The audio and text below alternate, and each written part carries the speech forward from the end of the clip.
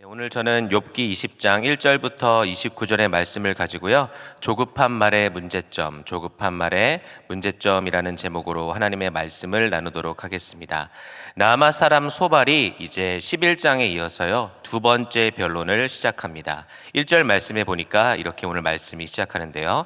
나아마 사람 소발이 대답하여 가로되라고 하면서 1절부터 29절까지 다시 한번 극심한 고난 중에 있는 욥을 더 고난스럽게 만드는 이 소발의 발언을 우리는 볼 수가 있습니다.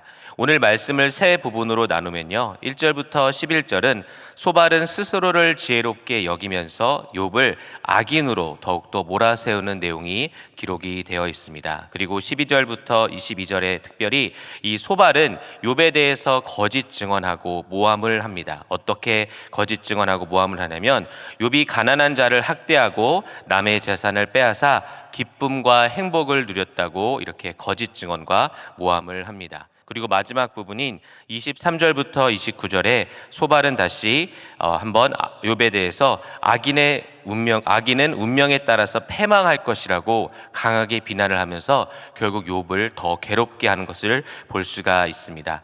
저희 오늘 한 구절 말씀은요. 욥기 20장 2절 말씀입니다. 우리 한번 함께 읽겠습니다. 욥기 20장 2절 말씀 제가 읽어드리겠습니다. 그러므로 내 생각이 내게 대답하나니 이는 내 중심이 초급함이라. 저는 이 초급함이라는 단어가 조금 생소해서요. 한번 의미를 찾아보았는데요. 그 의미는 시간 여유가 없어 매우 급하다, 초조하다, 불안하다, 성미가 날카롭고 굉장히 급하다라고 되어 있어요. 그래서 개정의 번역을 보면요. 이렇게 기록됩니다. 그러므로 내 초조한 마음이 나로 하여금 대답하게 하나니 이는 내 중심이 조급함이니라. 그러니까 이 소발은요 11장에 이어서 두 번째 변론을 시작하는데 그 마음 가운데 조급하고 불안한 마음으로 또 성미가 아주 날카로운 가운데 욥에게 말을 전하는 모습을 볼 수가 있습니다. 성경에는요 많은 구절에서 말을 조급하게 하는 것에 대해서 분명히 경고하고 있습니다. 야고보서 1장 19절 말씀에 보면요 내 사랑하는 형제들아 너희가 알거니와 사람마다 듣기는 속히 하고 말하기는 더디하며 성내기도 더디하라 라고 되어 있고요. 전도서 5장 2절 말씀에도 너는 하나님 앞에서 함부로 입을 열지 말며 급한 마음으로 말을 내지 말라. 하나님은 하늘에 계시고 너는 땅에 있음이니라. 그런즉 마땅히 말을 적게 할 것이라 라고 이야기합니다. 그리고 마지막으로 잠언 29장 20절 말씀에 내가 언어에 조급한 사람을 보느냐 그보다 미련한 자에게 오히려 바랄 것이 있느니라 라고 얘기합니다. 소발은 욥이 어저께 19장 내용에서 한 말 중에 아주 화가 나는 말이 있었던 것 같습니다. 그렇기에 지금 조급하게 욥에게 말을 하고 있는데요. 이 조급하게 내뱉는 소발의 말에는 문제점이 아주 많습니다. 어떤 문제점들이 있을까요? 첫 번째는요, 자신의 지혜를 하나님의 말씀보다 앞세우는 교만함이 있습니다. 조급하게 시작하는 소발의 변론은 이렇게 시작을 합니다. 2절 말씀에 그러므로 내 생각이 내게 대답하나니 이는 내 중심이 초급함이니라. 소발이 하나님의 말씀이나 하나님의 지혜가 아닌 자기 생각으로 욥에게 말을 하기 시작했던 것입니다. 왜 그럴까요? 그 중심이 조급하기 때문입니다. 그러니까 하나님의 말씀이 아니라 하나님께 지혜를 얻어서 이야기하는 것이 아니라 자기 마음에 드는 생각으로 욥을 지금 쏘아붙이고 있는 것입니다. 이어서 3절에 이렇게 얘기하죠.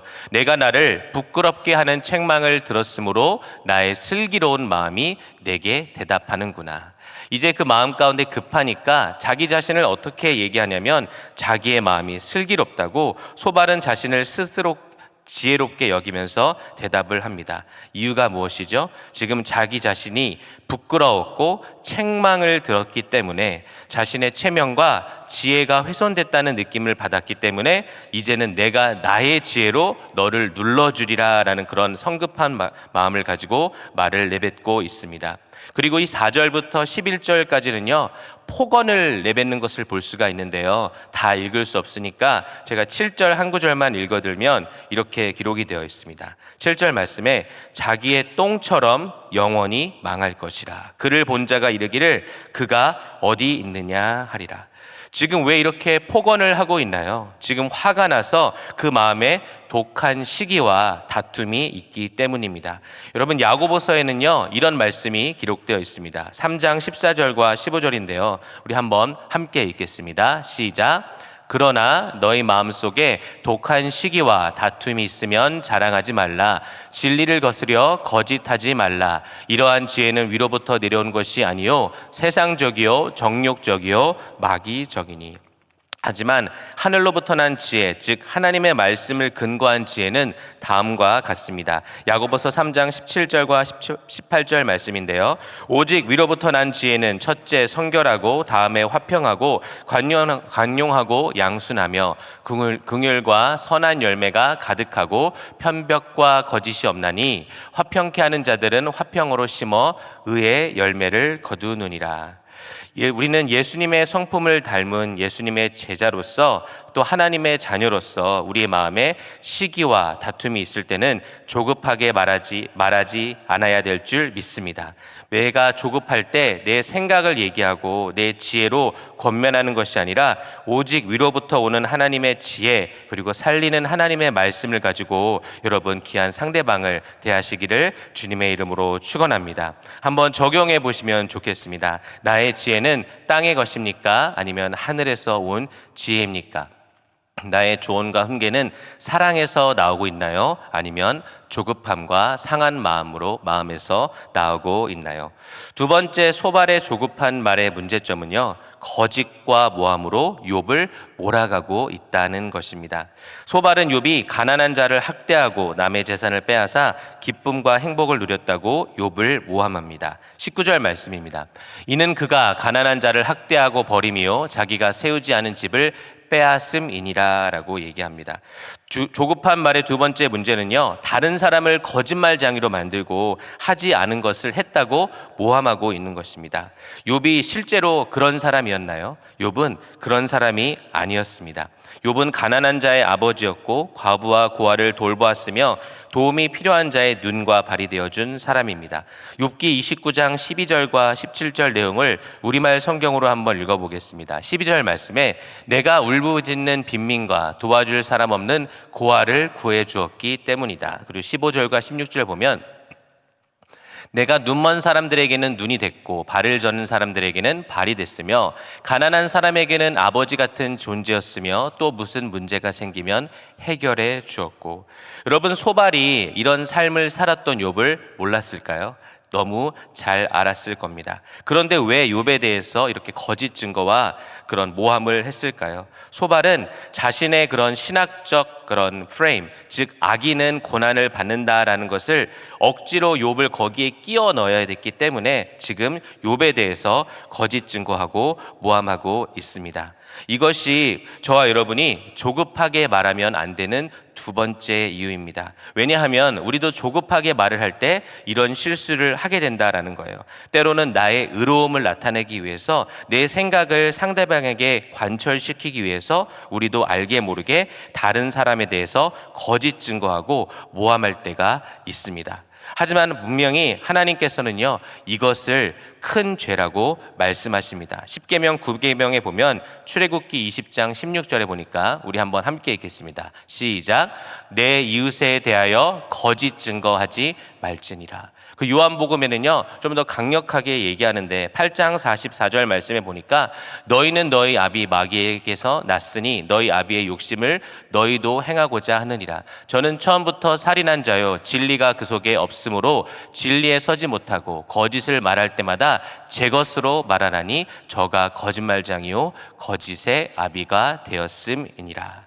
사랑하는 우리 귀한 성도 여러분, 이 말씀이 저와 여러분에게 분명한 경고로 다가와야 될 줄 믿습니다. 우리는 이웃에 대해서 이런 실수를 하면 안 됩니다. 조급한 말의 문제는 이럴 때 크게 드러납니다. 어떤 일에 대해서 과장하는 것도 거짓 증거입니다. 또한 아무리 좋은 이야기라도 그 사람에게 미담을 더 애드해 주기 위해서 하는 말도 사실 모함입니다. 성도의 입술은 늘 진실되어야 될 줄 믿습니다.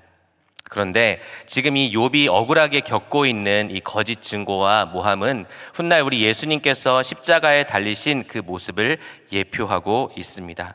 우리 예수님도요, 거짓 증언과 모함으로 십자가에 달리시게 되었습니다. 그렇기에 우리 성도의 삶도 때로는 그런 다른 사람의 거짓 증거와 모함 때문에 어려울 시기가 있다는 것을 늘 인지하고 살아야 합니다. 십자가의 길, 좁은 길로 살아갈 때 예수님처럼 그런 고난을 욥처럼 받을 수 있는데, 그럴 때 우리는 묵묵하게 믿음의 길을 걸어가야 될 줄 믿습니다. 똑같이 상대방에게 조급하게 말한다면 우리는 소발처럼 같은 죄를 짓게 됩니다. 우리 예수님께서는요, 자신에게 대해서 거짓 증거하고 모함하는 자들을 향해 소발처럼 조급하게 하지 않으시고요, 오히려 그 길을 끝까지 가셨습니다. 그들을 불쌍히 여기셨습니다. 또한 우리는 예수님의 성품을 닮은 우리는 조급한 마음으로 이웃에 대해서 거짓 증언하거나 모함하는 죄를 짓지 않아야 할 것입니다.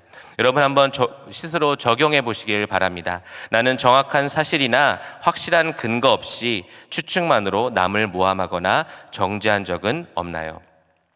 마지막 소발의 조급한 말의 문제점은 자신의 죄는 보지 못하고 남의 죄만 보고 있다는 것입니다. 소발은 20장 내내 악인이 받을 심판에 대해서 이야기를 합니다. 그리고 뒷부분에는 더 강하게 이야기를 하죠. 결국 무엇을 얘기하는 겁니까? 자신은 의인이고 너는 죄인이다라는 것을 소발은 욥에게 강하게 얘기하는 것입니다. 그래서 27절의 말씀에 보니까 이렇게 기록되어 있습니다.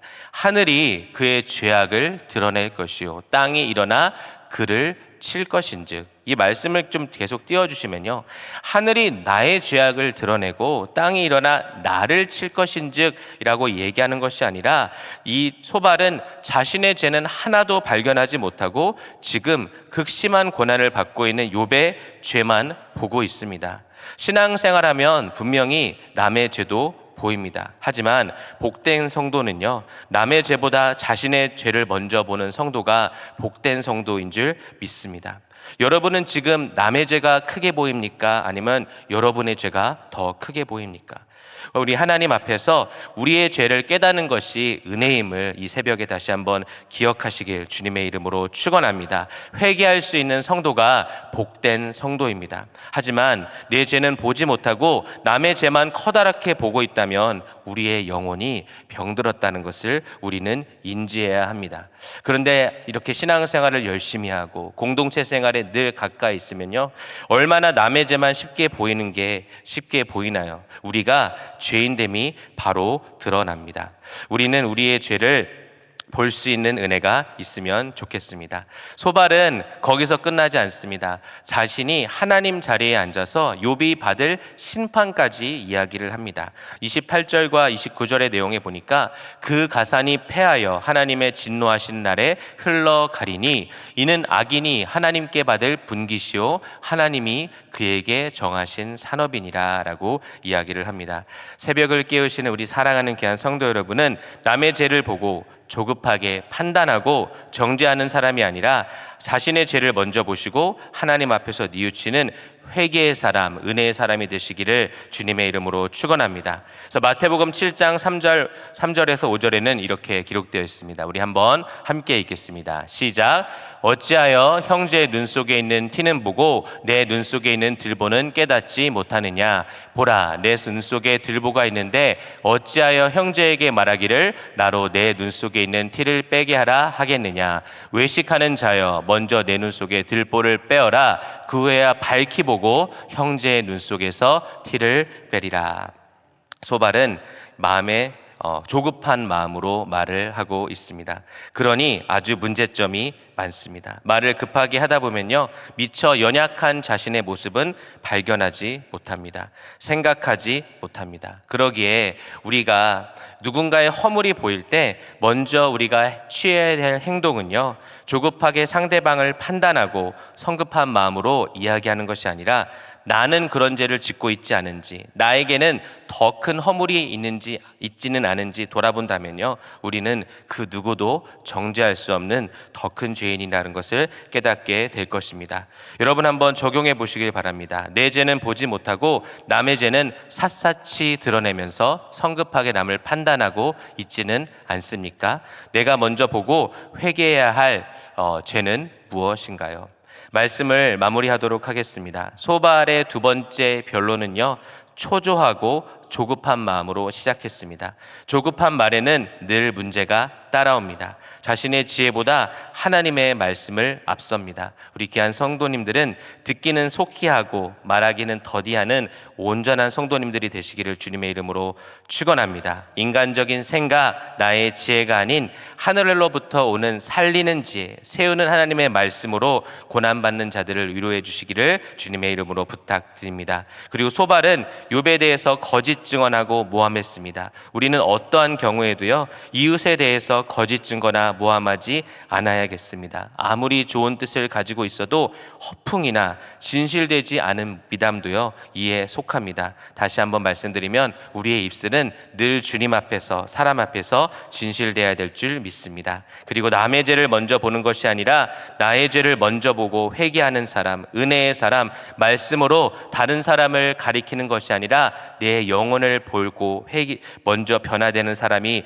될 수 있기를 주님의 이름으로 축원합니다. 기도하겠습니다.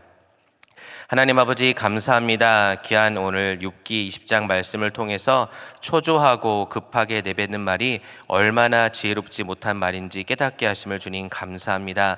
우리 마음 가운데 성미가 날카롭고 내 마음이 상할 때 말하지 않는 지혜를 우리에게 허락하여 주시옵소서. 급한 마음으로 남을 정죄하는 것이 아니라 하나님의 지혜와 말씀으로 위로할 수 있도록 도와 주시옵소서. 어떠한 경우에도 이웃에 대해 거짓 증거나 모함하지 않는 정말 진실한 성도가 될 수 있도록 도와 주시옵소서. 우리가 먼저 회개하고 말씀으로 나의 죄를 깨닫기를 원합니다. 주님, 이 시간 이 새벽에 기도할 때 우리 허물을 주님께서 알려주셔서 주님 앞에 온전한 사람 될 수 있도록 주님 친히 인도하여 주시옵소서. 감사드리며 예수님의 이름으로 간절히 기도하옵나이다.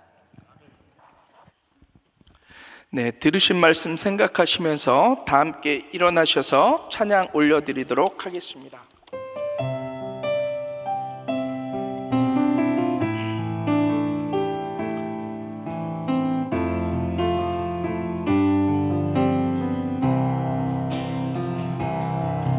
내 입술의 말과 나의 마음의 묵상이 주께 연락되기 원하네. 내 입술의 말과 나의 마음의 묵상이 주께 연락되기 원하네. 내 반성 나의 구원자 나의 노래할 이유 주님 눈에 축복되기 원하네. 모든 순간순간마다 주의 종 되기 원해. 주님 눈에 축복되기 원하네. 내 입술의 말과 나의 마음의 묵상이 주께 연락되기 원하네. 내 입술의 말과 나의 마음의 묵상이 주께 연락되기 원하네. 아멘. 말에는 권세가 있습니다. 그래서 잠언 18장에 보면 죽고 사는 것이 혀의 권세에 달렸나니라고 말씀하고 있습니다. 우리가 하는 말을 통해서 살릴 수도 있고 또 죽일 수도 있다라는 그런 말이죠. 그래서 하나님의 사람들, 우리 성도님들은 참 마음 관리하는 것이 너무나도 중요합니다. 왜냐하면 사람들은 자신 안에 있는 것을 말하기를 좋아하기 때문인 것입니다. 그래서 늘 성령으로 충만하고 하나님의 말씀 묵상하기를 즐겨하는 사람들은 늘 하나님의 말씀을 통해서 다른 사람들을 세우고 또 살리기도 하지만, 늘 마음이 또 이 조급하고 또 상한 마음을 가진 사람들은 그 말을 통해서 실수하기 쉽고 또 다른 사람들을 살리기보다는 그렇지 못할 때가 참 많이 있다라는 거죠. 오늘 우리 성현준 목사님 통해서 하나님께서 귀한 말씀 주셨는데, 정말로 나의 입술을 통해서 나오는 그 말들이 나는 다른 사람들을 세우고 또 살리고 또 힘을 주고 있는지 우리 자신을 돌아보고 세우고 살리는데 늘 쓰임받게 되시길 주님의 이름으로 축원합니다. 네, 기도하겠습니다. 사랑과 은혜가 충만하신 좋으신 아버지 하나님, 주님의 은혜와 사랑을 감사를 드립니다. 오늘도 우리 가운데 복된 말씀 허락하여 주셔서 다시 한번 우리들의 언어 생활을 돌아볼 수 있도록 주님 은혜 베풀어 주시니 주님 감사를 드립니다. 우리들의 심령 하나님 늘 성령으로 충만케 하여 주시고, 정말로 우리들의 이 언어를 통해서 다른 사람들을 위로하고 세우고 또 살리는 복된 도구로 일평생 쓰임받을 수 있도록 하나님 마음껏 축복하시고 주님 은혜 베풀어 주시옵소서. 또한 오늘 간절한 마음으로 주님 앞에 나와 또 예배한 우리 사랑하는 귀한 성도님들 하나님 축복하여 주시옵소서. 이 시간 하나님 앞에 구체적으로 기도할 때 하늘의 문을 열어주시고 구체적으로 응답하여 주시고, 그 마음의 소원 위에 하나님께서 가장 좋은 것으로 역사하시고 주님 은혜 베풀어 주시옵소서. 또한 우리 사랑하는 귀한 성도님들, 육신에 연약한 자들 있습니까? 내가 나사렛 예수의 이름으로 명하노니 강건하여질지어다, 강건하여질지어다. 모든 암세포는 사라질지어다, 모든 불치병은 사라질지어다, 모든 통증은 사라질지어다. 주님께서 연약한 곳곳마다 친히 만져주셔서 깨끗이 치유하여 주시고 회복시켜 주시옵소서. 이제는 우리 구주 예수 그리스도의 은혜와 그 하나님의 무한하신 사랑하심과 성령님의 내주교통 충만하옵신 은총이 날마다 다른 사람들을 세우고 또 살리고 또 진정한 위로를 통해서 정말로 새롭게 하며 살아가기를 소원하는 우리 사랑하는 귀한 성도님들 머리 위에, 또 그 가정과 기업과 자녀들 위해 이제로부터 영원토록 함께 하실지어다. 아멘.